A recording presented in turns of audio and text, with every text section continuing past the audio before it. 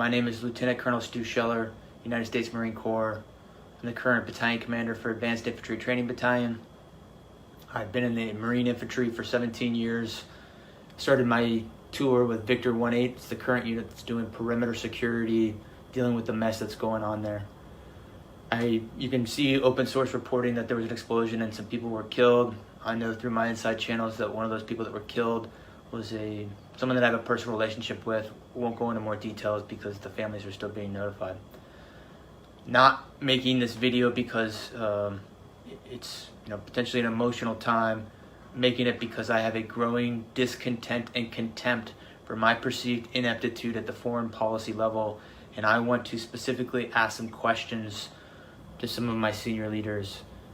And I'll say, as a person that's not at 20 years, I feel like I have a lot to lose. If you play chess, you can only see 2 to 3 moves out because there's too many variables. I thought through if I post this video, what might happen to me, especially if the video picks up traction, if I have the courage to post it. But I think what you believe in can only be defined by what you're willing to risk.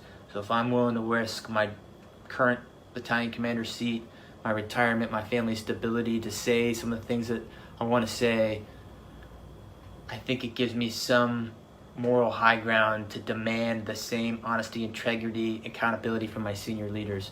And so I want to start with, we'll just use the Marine Corps.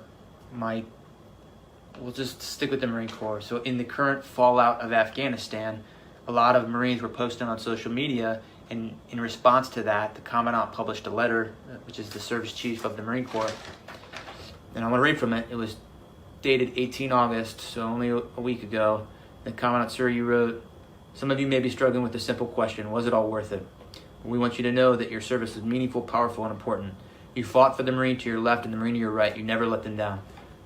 And then you go on to say that, if we're struggling, we should seek counseling, which, I get it. People have killed people. I've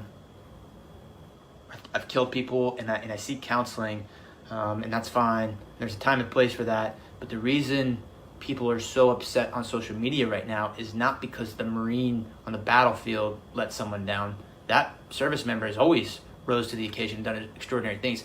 People are upset because their senior leaders let them down, and none of them are raising their hands and accepting accountability or saying, we messed this up. If an 05 battalion commander has the simplest live fire incident EO complaint, boom, fired.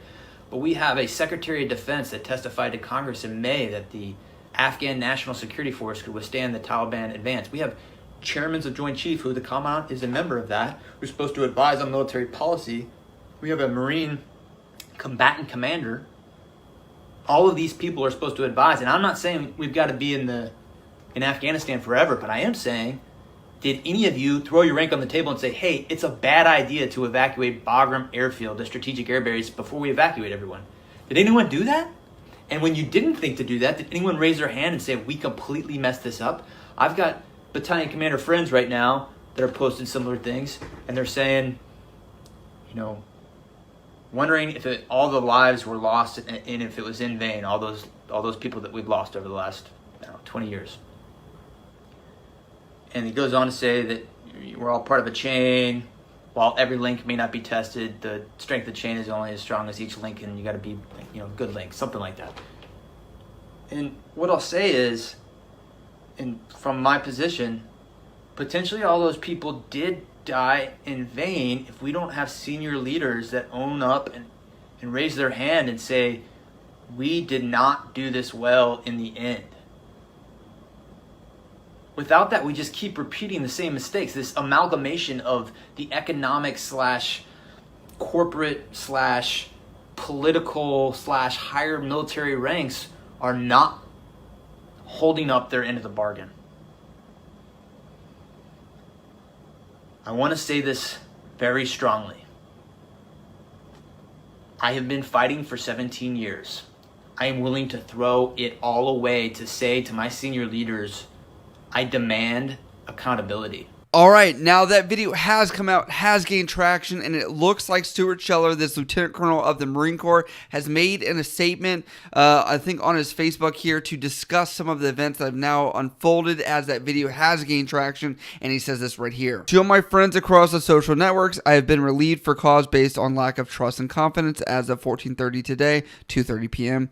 My chain of command is doing exactly what I would do if I were in their shoes. I appreciate the opportunities AITB command provided. To all the news agencies asking for interviews, I will not be making any statements other than what's on my social platforms until I exit the Marine Corps. America has many issues, but it's my home. It's where my 3 sons will become men. America is still the light shining in a fog of chaos. When my Marine Corps career comes to an end, I look forward to a new beginning. My life's purpose is to make America the most lethal and effective foreign diplomacy instrument. While many days of hand-to-hand violence may be ending, I see a new light on the horizon. It does look like even major figures such as Eddie Gallagher, the Navy SEAL that was under scrutiny for some of his actions while he was in country and was acquitted of those charges, even reached out and was saying that they would try and help him out with any legal fees, etc., as this could unfold.